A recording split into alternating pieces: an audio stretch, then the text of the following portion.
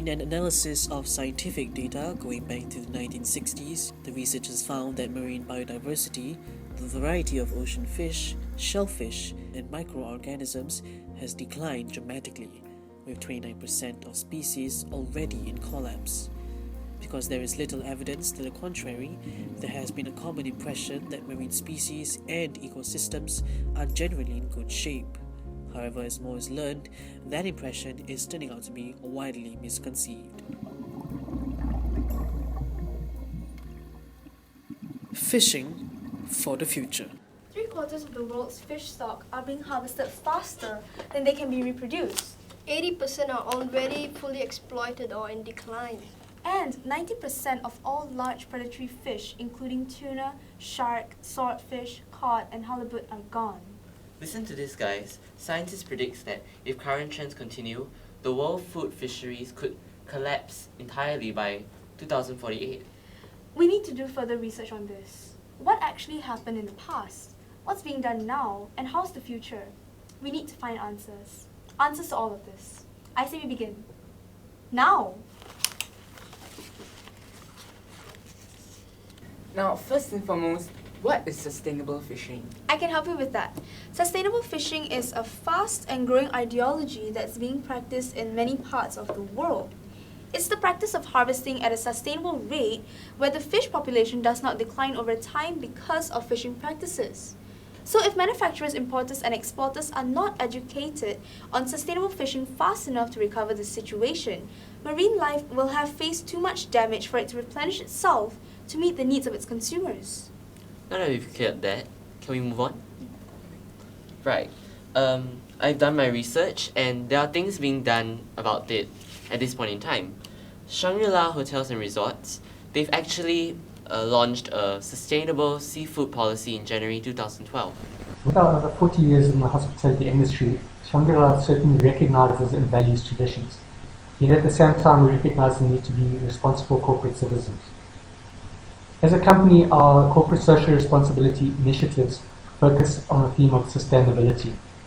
And unfortunately, the recent declines in many shark populations around the world that are attributable to the increased demand for shark-fin products mean that shark fin soup can no longer be regarded as a sustainable option. As I said previously, we had a gradual phasing out of shark fin products between the end of 2010 and January 2012.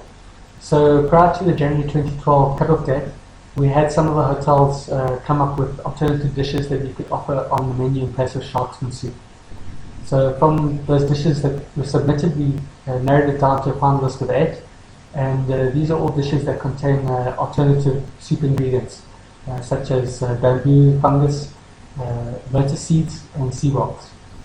Sustainable seafood is a way to replenish our oceans. Exporters and importers can track the seafood from the oceans to their vessels to ensure that they're supporting sustainable fishing. Now, they can also refer to the Singapore Seafood Guide to make sure that they're choosing sustainable methods. Now, what about the Singapore Seafood Guide? Has anyone any information on that? Anyone?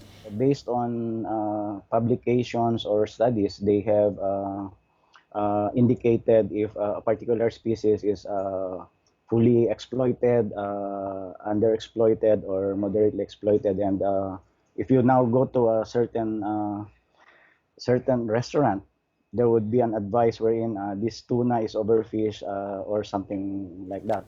Besides that, anything else that have been implemented to curb this catastrophe? The Marine Stewardship Council's Fisheries Certification Program and Seafood Eco-Label recognize and reward sustainable fishing. They are a global organization working with the fisheries, seafood companies, scientists, and conservation groups, and the public as well, to promote the best environmental choice in seafood. MSC was formed because of the collapse of the cod banks fishery in Canada. So it was a massive fishery involving almost, I think, 200 fisheries in that region, and as a result of that, the cod species collapsed, and cod used to be a very readily available species, and all of a sudden it kind of got wiped off the face of this earth. So the MSC was born because of that incident, And since then, we've demonstrated that the program works, because if you look at cod stocks today, it's actually gone back to pre-crisis levels. I love seafood.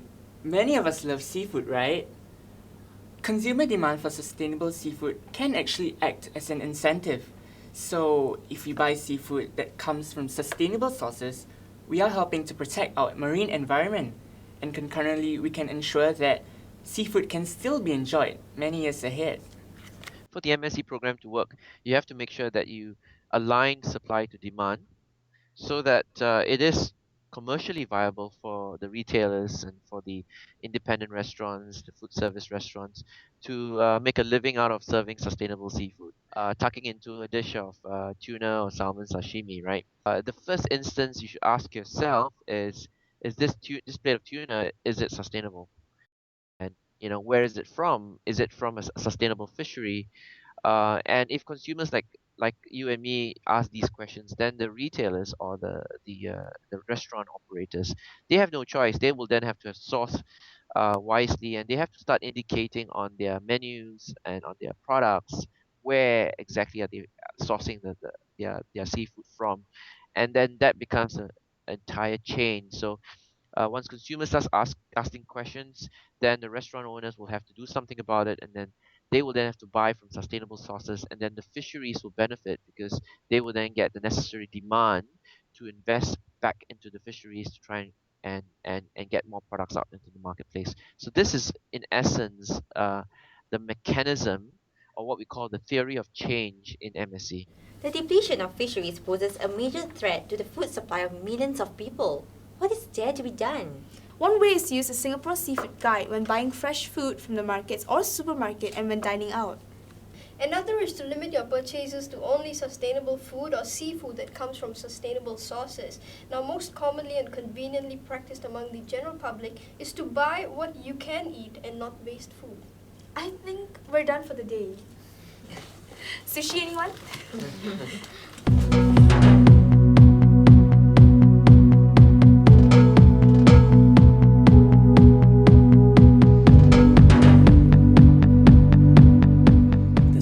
Seafood movement is gaining momentum as more people become aware about both overfishing and environmentally destructive fishing methods. We are in the midst of a fish revolution.